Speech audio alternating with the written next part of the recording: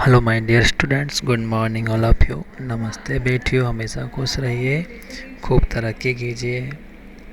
खुद का नाम, घर वालों का नाम और देश का नाम और हमारी इस university Jyoti Vidyapeeth women's university Jaipur का नाम रोशन कीजिए। मैं self Pushpendra Bhardwaj, assistant professor, department of education, Jyoti Vidyapeeth women's university Jaipur. Today we will discuss process of capital accumulation in Adam Smith classical theory of economic development. In this process, division of labor leads to capital accumulation and capital accumulation leads to economic of development.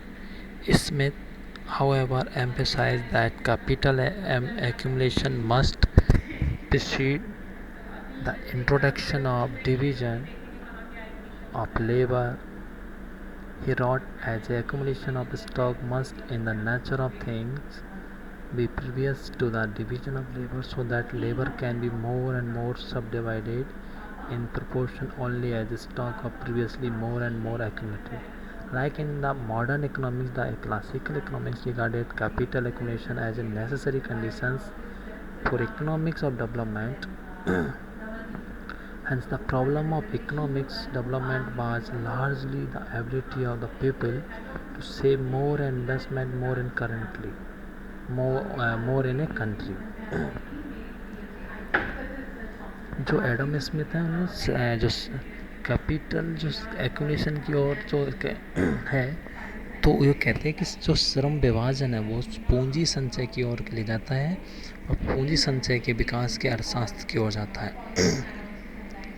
और जबकि Smith ने इस बात पर जोर दिया था कि जो कैपिटल रिजर्व होता है, एक्यूमुलेशन होता है, वो श्रम के विभाजन की शुरुआत से पहले होना चाहिए। मतलब श्रम के जो विभाजन करते, लेबर ऑफ डिवीजन करते, उससे पहले शुरू होना चाहिए।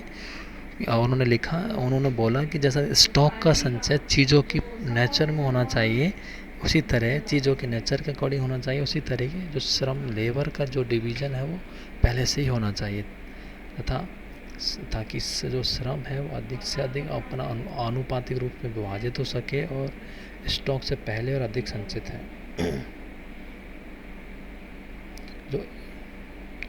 जो अपने मॉडर्न इकोनॉमिक्स है, Adam Smith said the portion which is personal annually serve as immediately employed as a capital, but since almost all saving resulted from capital investment or the retaining of land, only capitalistic and landlords were held to the capable to saving. This belief was based on the iron law of wages. The classical economics also believe in the existence of wage fund.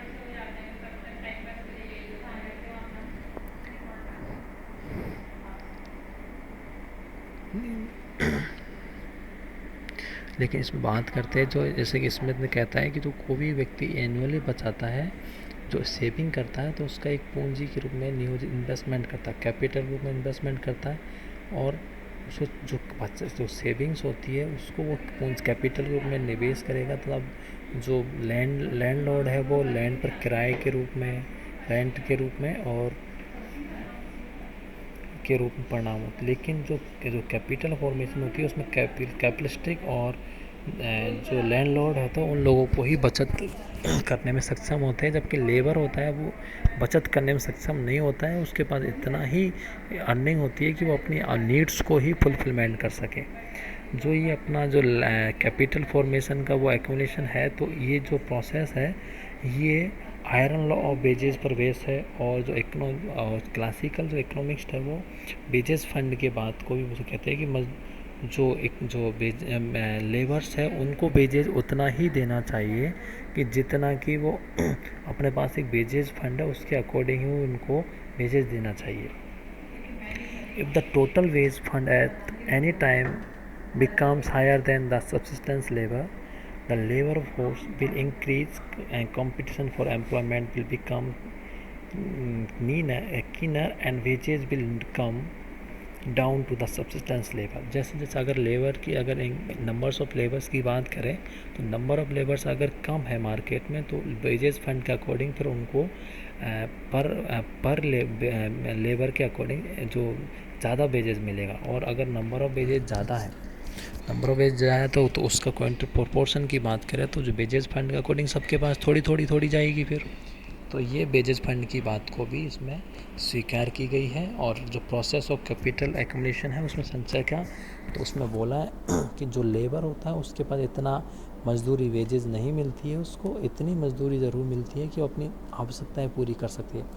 लेकिन केवल जो capital formation में सबसे ज़्यादा जो contribution होता है वो होता है जो कैपिटलिस्टिक होते हैं वो, और एक लैंडलॉर्ड्स होते हैं अपनी लैंड्स को रेंट पे प्रोवाइड करवाते हैं, उसको रेंट मिलता है। तो सबसे ज़्यादा कैपिटलिस्टिक फॉर्मेशन में उनका योगदान होता है। ये बात की है इन्होंने हम लोगों ने प्रोसेस ऑफ कैपिटल एक्यूमुलेशन की बात की हो गई। अब बात करें why do capitalistic make investment. Investment is made to earn profit. Investment का करने का सबसे बेस्ट ऑब्जेक्टिव, सबसे अच्छा ऑब्जेक्टिव यही है कि जो इन्वेस्टमेंट क्यों किया जाता है, प्रॉफिट अर्न करने के लिए किया जाता है भाई। According to classical economist, investment were made because the capitalistic expected to earn profit on them. जो अपने क्लासिकल जो इकोनॉमिस्ट है उनके अकॉर्डिंग भी जो कैपिटलिस्टिक इन्वेस्टमेंट करते हो तो उनका ऑब्जेक्टिव भी यही होता है कि प्रॉफिट अर्न किया जा सके।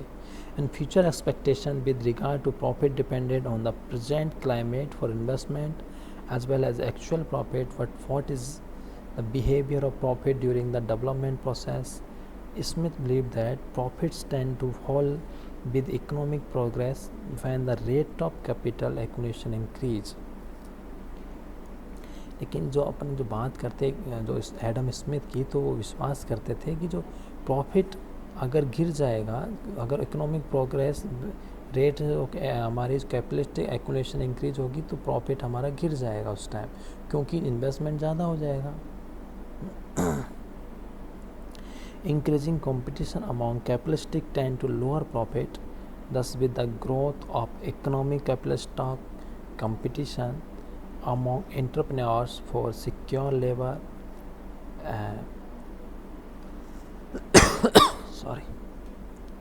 among entrepreneurs for scarce labor tends to bid up wages and thereby lower profits। जो एडम स्मिथ था उनका जो मानना था, उनका बिलीव था कि हमारी जो कैपिटल एक्विजिशन की जो रेट है वो बढ़ गई है। जो कैपिटल एक्विजिशन की जो रेट है वो इंक्रीज हो रही है, तो इससे मतलब जो हमारा जो प्रॉफिट है वो हमारी इकोनॉमिक ग्रोथ के साथ साथ गिरता जाएगा। और जो कैपिटलिस्टिक जो है उन लोगों के बीच में कंपटीशन ज़्यादा होने की वजह से उनका जो प्रॉफिट होता है वो कम हो जाता है। अगर कंपटीशन उन लोगों के बीच में कम है तो प्रॉफिट ज़्यादा रहेगा। तो ये बात की हमने इन्वेस्टमेंट कैपिटलिस्टिक के द्वारा क्यों किया जाता है। अब बात करें इंटरेस्ट। रिगार्डिंग तो the role of interest in economics of development, Smith wrote that with the increase in prosperity, progress and population, the rate of interest fall and as a result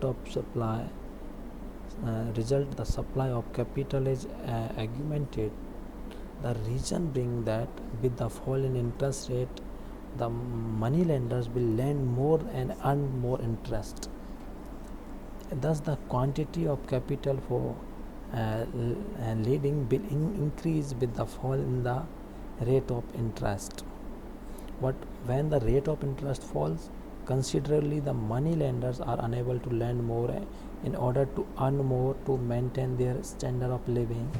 Under the circumstances, they will themselves start investing and become entrepreneurs. Thus, even with the fall in the rate of interest, there is increase in capital accumulation and economic progress.